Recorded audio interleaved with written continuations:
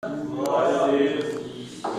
quando o anjo diz isso, ele diz: porque tu duvidastes, tu entraste na hora da oração, Zacarias, tu sairá mudo. O povo lá fora está esperando as boas novas, mas tu ficará mudo até que essas coisas se cumpram.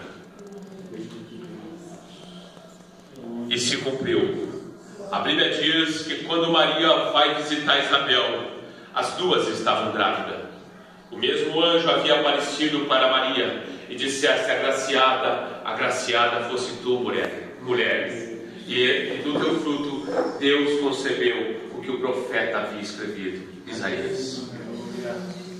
E diz que os meninos eram tão cheios do Espírito Santo que uma tocou na barriga da outra. Diz que os dois saltitavam cheios do Espírito Santo dentro do ventre. Duas crianças cheias do Espírito Santo. Depois de Moisés, 400 anos agora se passaram que Deus tinha calado. Lá em Malaquias, Deus não falara mais. Enviou quem? João. João, o maior profeta agora da face da terra, é João. Porque ele foi preparar o caminho para o Senhor.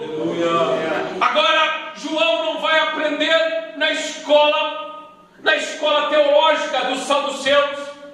Não vai aprender aquela escola com Zacarias havia aprendido. Esse menino é levado agora para o deserto. Ele vai ser treinado pelos essênios.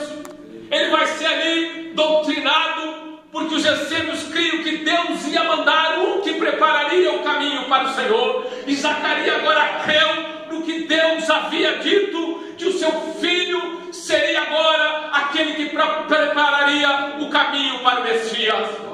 E ele vai ficar agora 3 décadas, 30 anos dentro de um deserto. E as escrituras dizem que os essênios, eles tinham o costume de batizar as pessoas. E Deus agora deixa o seu pai e a sua mãe levar João até lá, para que ele aprenda com eles. A escola também de João não foi a escola intelectual, foi a escola do deserto. Foi a escola do deserto que Deus prepara o homem que prepararia o caminho para o Messias. Mas esse homem nasceu no dia de um culto de oração como esses, a qual o povo tinha vindo, o servo tinha entrado para adorar. Mas agora vemos que Batista vai ser o nome dele, João Batista. Por quê? Porque quando ele começa a batizar no Rio Jordão, eles apelidam ele de Batista. Ali vem a origem de João Batista. Quando ele começa a batizar, aí ele tem o nome de João Batista.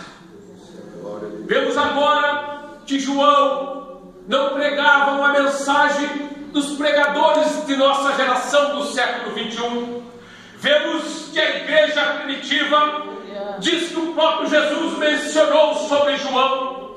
Quando Jesus agora menciona sobre João, o interessante é que aqui em Lucas, Jesus diz, Lucas 7, 24, e tendo se retirado os mensageiros de João, começou a dizer à multidão acerca de João, que saísse esses a ver no deserto uma cana abalada pelo vento. Sabe o que Jesus está dizendo? Que o povo estava se retirando para o deserto para ouvir a mensagem de João. Vemos que Jesus está dizendo que os caniços, que eram os bambus que a Bíblia está escrevendo, que se balançavam com o vento, porque se dobravam com o vento. Eu aprendo nessa palavra de Deus que aqueles que se dobram, porque vento no grego quer dizer espírito. É a mesma palavra no grego. Vento e espírito é a mesma palavra. Quer dizer que aqueles que se dobram em espírito, o Senhor honra. A mensagem de João, ela não tinha uma mensagem de massageação de ego. Hoje João trazido para o nosso tempo, igreja de Jesus, se fosse trazido João a pregar nos Gideões missionários, que é um palco que muitos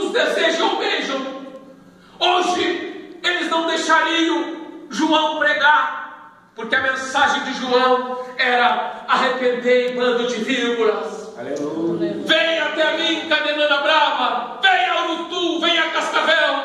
Era mais ou menos por aí que João pregava. Mas a Bíblia diz que a multidão ia até João. E se o mundo tivesse ouvido o que aquele agora jovem que passara 30 anos no deserto preparando o caminho para Messias tivesse ouvido e praticado o que o velho João pregava, o mundo seria bem mais diferente. Sabe por quê?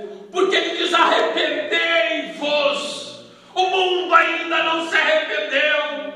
O mundo ainda não se arrependeu. E seria melhor se tivesse ouvido o conselho daquele pregador tão leigo que não aprendeu numa escola de sacerdotes humana, mas na escola sacerdotal do céu, porque é maior, porque a mensagem dele não vinha agora numa horizontal, mas vinha de cima na vertical, a ponto de Herodes estremecer com a palavra. Quando ele disse que a carruagem estava passando, ele disse, e olha no olho do governador: quando hoje isso acontecerá? Jamais! Mas eu quero nesta manhã que o Espírito de João Batista caia sobre os meninos, sobre os anciões, que Deus chamou vocês para um chamado, porque a minha Bíblia, a tua Bíblia diz que Deus não tem parte com covardes, Deus tem parte com fraco, porque o fraco ele levanta, mas com o covarde ele exclui. A Bíblia Sagrada nos ensina assim: que Deus caísse sobre nós o Espírito de João Batista, que não importa se é o bambambam, se é o governador, mas se Deus mandar profetizar e falar, que fale, porque Deus se compromete com suas palavras, a ponto de um povo olhar para João Batista e dizer: é Elias. Só pode ser Elias. As escrituras disseram, porque Elias foi arrancado e arrebatado numa carruagem de fogo. Só pode ser Elias que está pregando no deserto. Só pode ser ele. Mas João Batista está no Evangelho de João, que diz que ele era João Batista e ele não era Elias. Quantos estão entendendo a palavra de Deus essa manhã? O prometido veio. O prometido que nasceu na oração veio. A família dos sacerdotes Zacarias não foi mais envergonhada. Isabel não foi mais envergonhada. A família agora que tinha sido envergonhada, havia nascido um profeta, a qual o mundo agora estava vendo, e o mundo ali, a região ali de Israel, estava observando alguém que batizava, alguém que pregava o arrependimento. Agora Zacarias vê aquele menino, a qual ele mesmo tinha duvidado da promessa de Deus, se cumprir a grande promessa, que até hoje a nossa igreja segue o que o João Batista praticou lá no Jordão: batiza, batiza e batiza, para seguir ao que o João, aquele letrado. Hoje temos muito homens intelectuais, mas falta homens que tenham a mensagem de Deus na face da terra, que venha de cima, para que esta geração seja marcada. E eu creio que Deus há de levantar moços, moças, anciões com a mesma virtude de João, e assim as coisas mudarão. As coisas que vão, parece tudo ao contrário da razão e da lógica, irão de mudar, porque o nosso Deus não muda e jamais mudará. Aleluia. Vemos agora que João pregou contra o pecado, e ao pregar contra o pecado, a filha do governador dançou uma dança do ventre, e a festa de aniversário pediu a cabeça de João.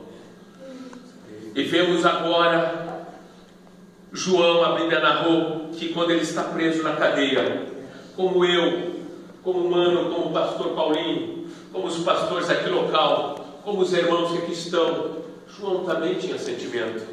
Por mais que a mensagem dele era dura, era de arrependimento, a Bíblia diz que na cadeia, ele manda os seus discípulos perguntar para Jesus se realmente Jesus era o Messias. E quando isso acontece, a Bíblia Sagrada diz que Jesus manda dizer para os seus discípulos: diz a João que os enfermos estão sendo curados, os coxos estão levantando,